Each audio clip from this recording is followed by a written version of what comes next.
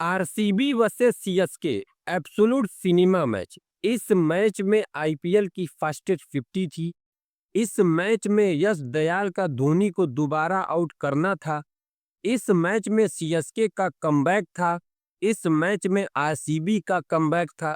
इस मैच में खलील अहमद का, जो अब तक सबसे ज्यादा डॉट गेंदें डाल चुके थे, उनकी ओवर में 30 या 32 रन जाना था। इस मैच में रोमियो शेफर्ड का 14 गेंद पे भाई 54 या 55 रन बनाना था।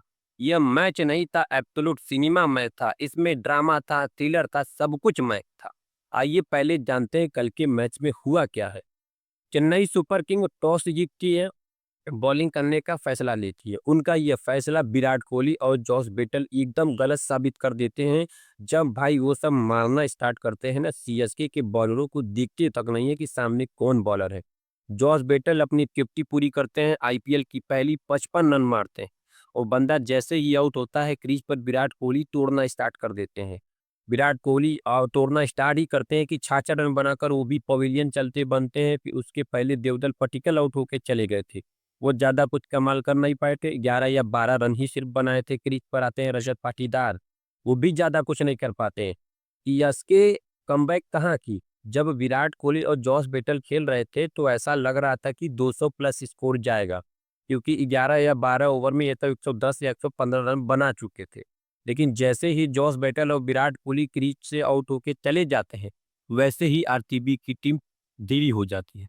18 ओवर में ये सबका स्कोर था सिर्फ और सिर्फ 160 रन। तो उसी जो आरसीबी पावर प्ले में 70 प्लस हो जाती है, वो आरसीबी 18 ओवर में सिर्फ 160 थी। तो ऐसा लग रहा था सिर्फ 180 या 185 जाएगी। और चिन्ना स्वामी स्टेडियम में 180 या 85 सेफ नहीं माना जाता है। जैसे ही क्रीज पर आते हैं रोमियो शेफर्ड और सामने होते हैं खलील अहमद। अब तक के सबसे बेस्ट बॉलर थे आईपीएल में, पावर प्ले में सबसे ज्यादा डॉट गेंदें डालने पर। लेकिन सामने थे Romeo shepherd, West Indies power. भाई साहब जिस तरीके से तुड़ैया की उन्होंने, छह छह गेंद पे 32 रन मार दिया उन्होंने खलील अहमद को। एक नो बॉल थी उसमें, सोचिए इतनी खतरनाक तोड़ैया की है रोमियो शेफर्ड ने। और आईपीएल की फास्टेस्ट 50, सेकंड फास्टेस्ट 50, क्योंकि पहली 13 गेंदों पे है मेरे ख्याल से। और मार के आरसीबी को 20 ओवर में 213 रन बनवा देती है। कहाँ 180 रन, कहाँ 213 रन, 13 23 या 30 या 34 रन का डिफरेंस। यहीं पे सीएसके हार जाती है। सीएसके जब बैटिंग करने उतरती है तो उनकी शुरुआत भी अच्छी होती है। आयुष मात्रे और रशीद बहुत अच्छी शुरुआत देते हैं। खास तौर पे आयुष मात्रे ने भुवनेश्वर कुमार की एक ओवर में जो 28 या 29 रन मारा था, उसे देख के तो लोग हैरान हो गए थे कि एक डोमेस्टिक खेलने वाला प्लेयर एक इंटरनेशनल बारूद को 30 या 32 रन मार दे रहा है। आश्चर्य की बात है।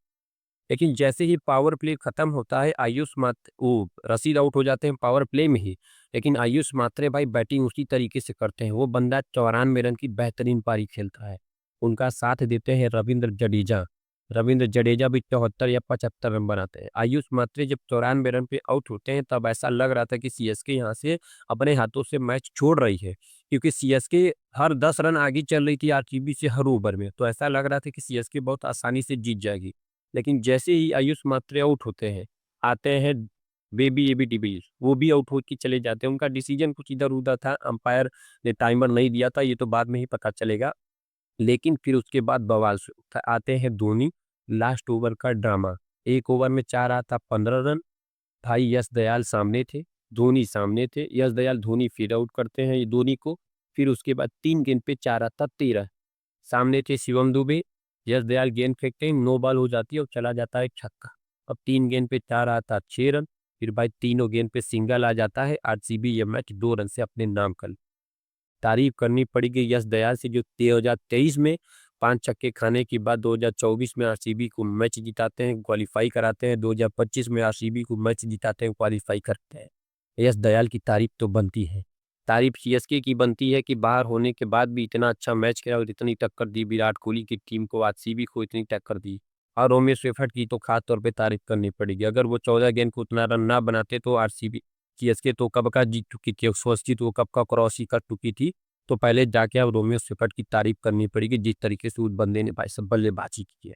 अलग ही लेवल की उस बंदे ने बल्लेबाजी की है भाई, तारीफ तो बनती ही है।